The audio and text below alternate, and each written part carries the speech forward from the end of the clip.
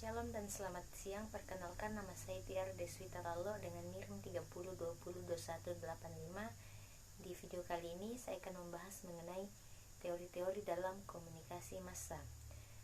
Konsep komunikasi massa, pada satu sisi konsep ini mengandung pengertian suatu proses di mana organisasi media memproduksi dan menyebarkan pesan kepada publik secara luas, dan pada sisi lain merupakan proses di mana pesan tersebut dicari, digunakan dan dikonsumsi oleh audiens.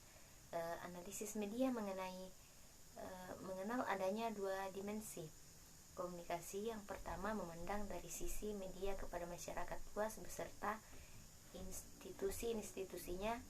Kemudian yang kedua melihat kepada hubungan antara media dengan audiens, baik secara kelompok maupun individual.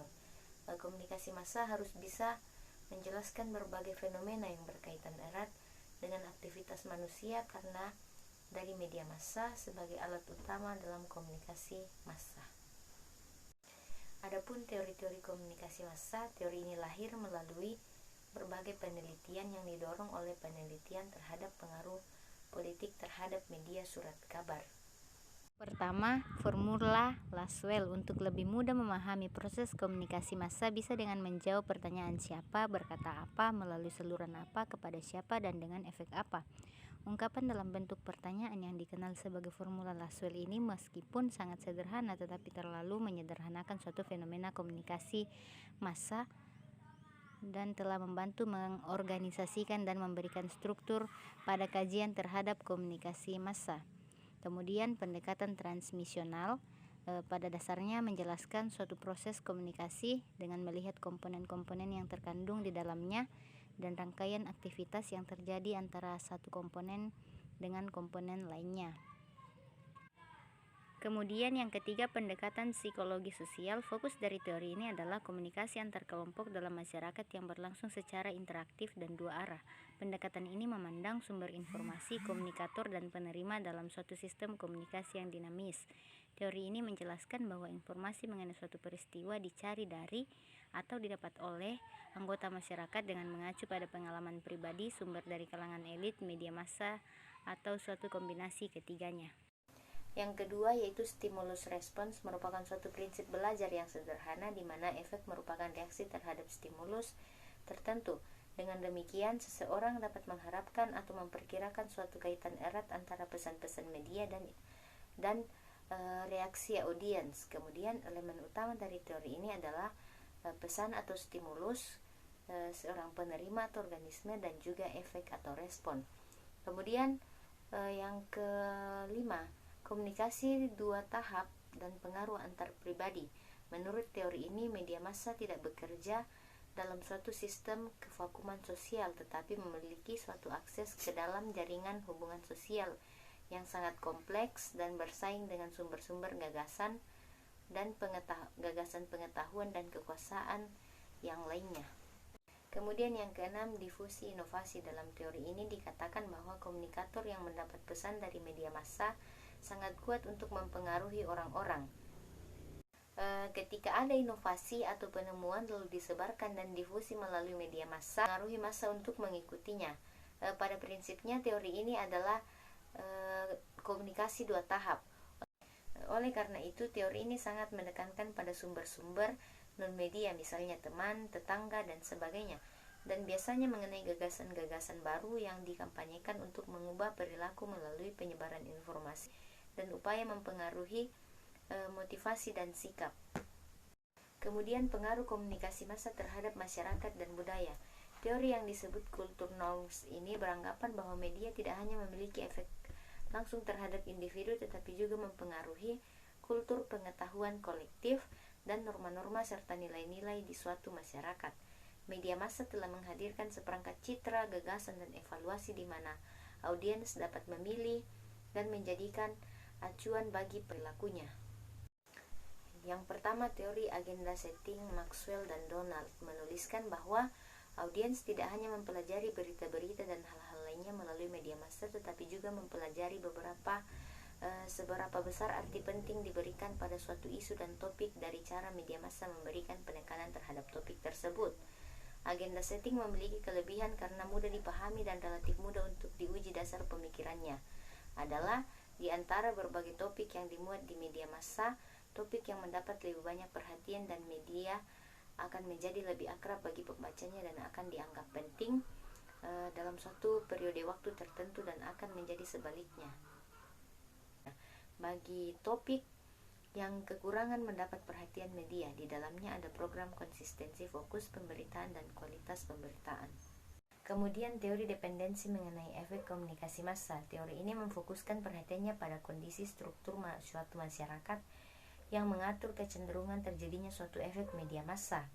Teori ini merupakan suatu pendekatan struktur sosial yang berangkat dari gagasan mengenai sifat suatu masyarakat modern, di mana media massa dapat dianggap sebagai sistem informasi yang memiliki peran penting dalam proses pemeliharaan perubahan dan konflik pada tatanan masyarakat, kelompok, atau individu dalam aktivitas sosial. Pemikiran terpenting dari teori ini yaitu dalam masyarakat modern, audiens menjadi tergantung pada media massa sebagai sumber informasi bagi pengetahuan tentang dan orientasi kepada apa yang terjadi dalam masyarakatnya. 3 jenis efek dalam teori ini yaitu kognitif, afektif, dan behavioral. Kemudian spiral of silence teori ini berkaitan dengan pernyataan mengenai bagaimana terbentuknya pendapat umum. Teori ini menjelaskan bahwa jawaban dari pernyataan tersebut terletak dalam suatu proses saling mempengaruhi antara komunikasi massa. Komunikasi antar pribadi dan persepsi individu atau pendapatnya sendiri dalam hubungannya dengan pendapat orang lain dalam masyarakat.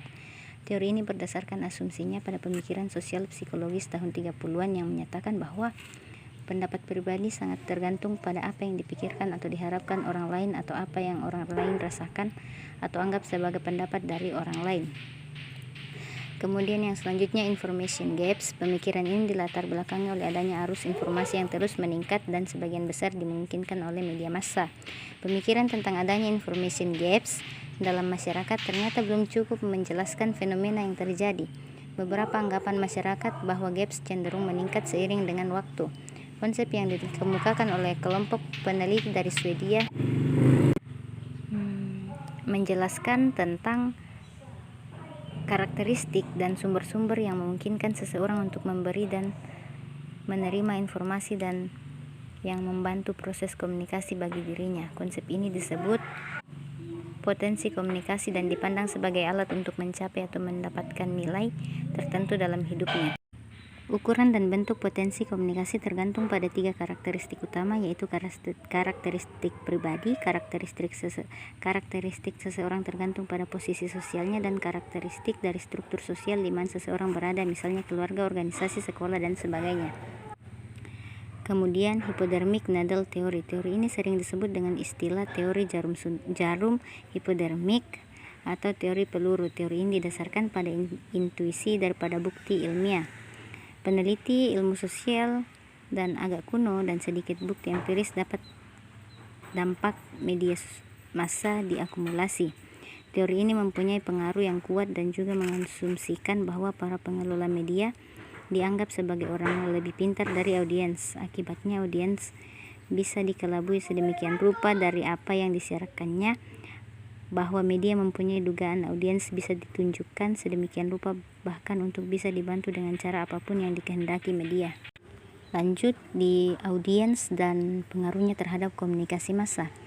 Yang pertama, pendekatan uses dan gravitation. Studi dalam bidang ini memusatkan perhatian pada penggunaan isi media untuk mendapatkan pemenuhan atas kebutuhan seseorang. Dennis menyebutkan adanya 2 hal di balik kebangkitan pendekatan ini. Yang pertama, adanya oposisi terhadap asumsi yang deterministik mengenai efek media yang merupakan bagian dari dominannya peran individu yang kita kenal dengan model komunikasi 2 tahap. Dan yang kedua, adanya keinginan untuk lepas dari perdebatan yang kering dan terasa steril mengenai penggunaan media massa yang hanya didasarkan atas selera individu. Kemudian teori uses and effects.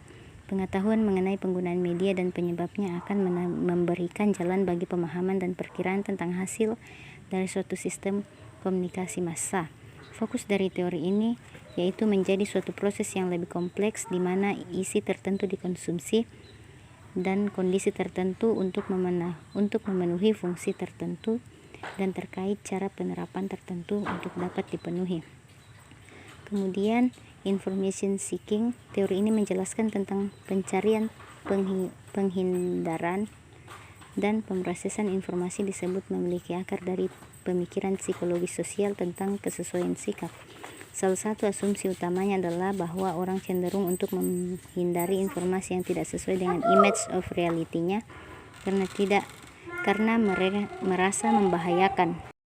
Kemudian technological determinism, dasar teori ini adalah bahwa perubahan yang terjadi pada berbagai macam cara berkomunikasi akan membentuk pola keberadaan manusia itu sendiri. Kemudian cultivation teori, dasar munculnya teori ini adalah manusia tidak mempunyai kebebasan untuk menentukan bagaimana mereka berpikir dan apa yang dirasakan dan bagaimana mereka hidup. Teori ini terlalu memandang sebelah mata audiens dalam menerima terpaan media massa dan menginterpretasikan pesan-pesannya. Ini artinya teori ini menganggap bahwa budaya yang berbeda akan selalu membawa pengaruh peniruan pada orang-orang yang berbeda budaya. Kemudian media critical teori. Teori kritik membangun pertanyaan mengenai alternatif jalan untuk menginterpretasikan hukum sosial media massa. Teori ini sering menganalisis secara khusus lembaga sosial. Penyelidikan luas yang dinilai objektif adalah mencari dan mencapai. Teori media kritis ini sebisa mungkin mendorong perubahan secara terus-menerus. Kemudian cultural imperialism teori. Teori ini menyatakan bahwa negara barat mendominasi media di seluruh dunia. Ini alasannya karena media barat mempunyai efek yang kuat untuk mempengaruhi media dunia ketiga. Yang mendasari munculnya teori ini adalah bahwa pada dasarnya manusia tidak mempunyai kebebasan untuk menentukan bagaimana mereka berpikir dan apa yang dirasakan dan bagaimana mereka hidup. Teori ini juga tidak terlepas dari kritikan teori ini terlalu memandang sebelah mata kekuatan audiens dalam menerima terpaan media massa dan menginterpretasikan pesan-pesannya. Kemudian media equation teori. Teori ini ingin menjawab persoalan mengapa orang-orang secara tidak sadar dan bahkan secara otomatis merespon apa yang dikomunikasikan media seolah-olah media itu hidup. Seolah-olah media itu adalah manusia. Teori ini memperhatikan bahwa media juga bisa diajak bicara. Media bisa menjadi lawan bicara individu seperti dalam komunikasi interpersonal. Demikian video hari ini, kiranya dapat dimengerti. Tuhan Yesus memberkati. Shalom.